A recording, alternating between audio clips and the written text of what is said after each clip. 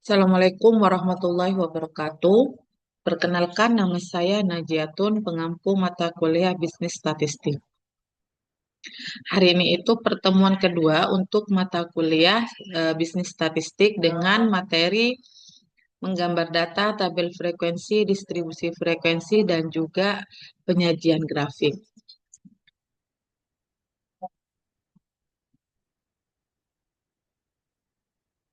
Tujuan dari materi ini yaitu untuk menyusun data kualitatif ke dalam tabel distribusi frekuensi. Yang kedua itu menampilkan tabel frekuensi dalam bentuk bar chart atau pie chart. Yang ketiga itu menyusun data kuantitatif ke dalam distribusi frekuensi. Dan yang keempat itu menampilkan distribusi frekuensi untuk data kuantitatif menggunakan histogram, poligon, dan juga lingkaran.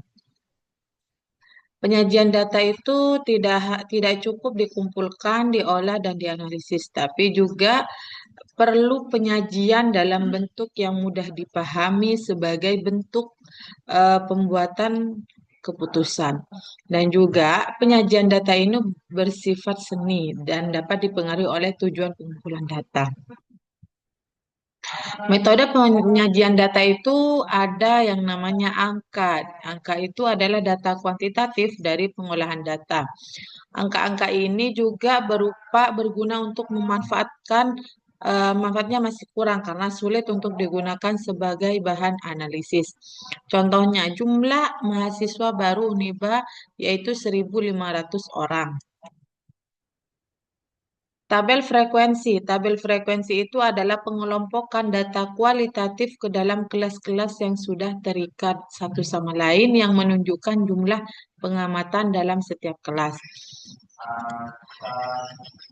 Penyajian data itu juga bisa digunakan untuk data cross section dan juga time series.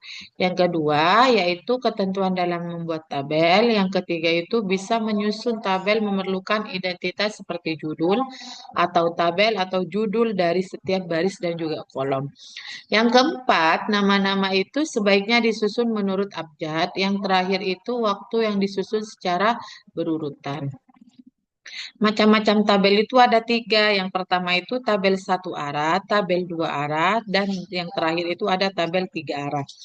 Saya akan menjelaskan dari tabel satu arah atau one way table, yaitu menunjukkan satu hal saja seperti jumlahnya, jumlah orang dari orang karyawan, yaitu jumlahnya ada berapa per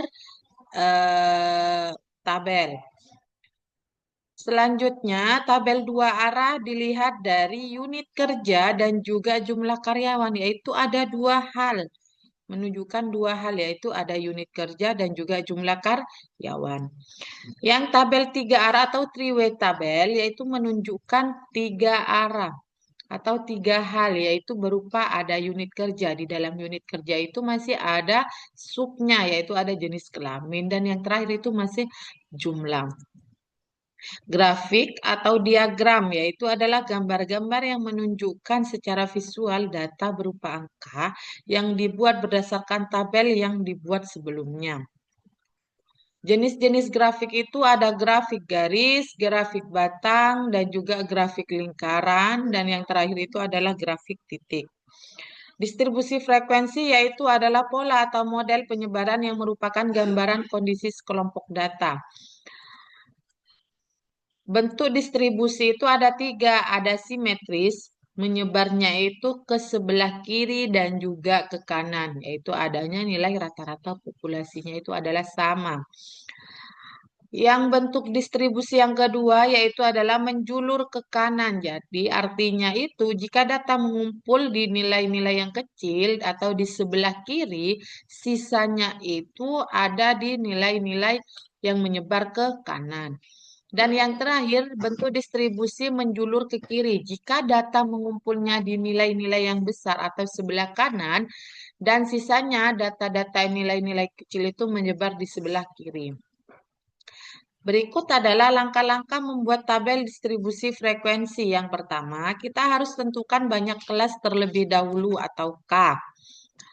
Di K itu yaitu adalah dengan menggunakan rumus 1 ditambah 3,3 log N. N itu adalah banyaknya keseluruhan data.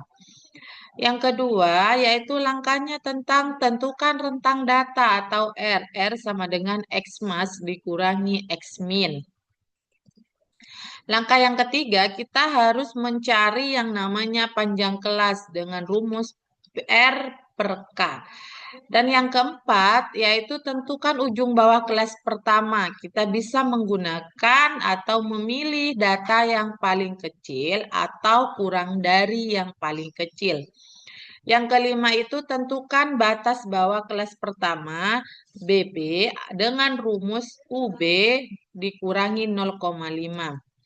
Yang keenam, tentukan batas atas kelas pertama BA sama dengan BB ditambah panjang kelas.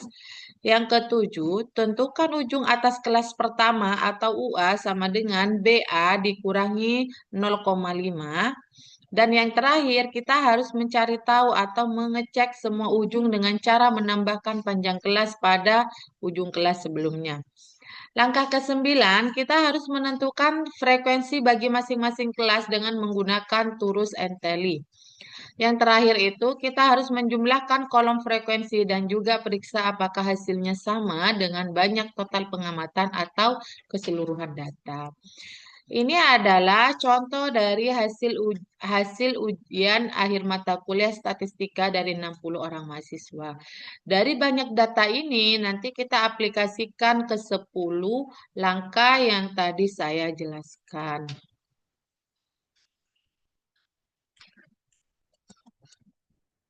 Oke, materi untuk pertemuan kedua cukup sampai di sini. Saya akhiri untuk pertemuan kedua. Wassalamualaikum warahmatullahi wabarakatuh.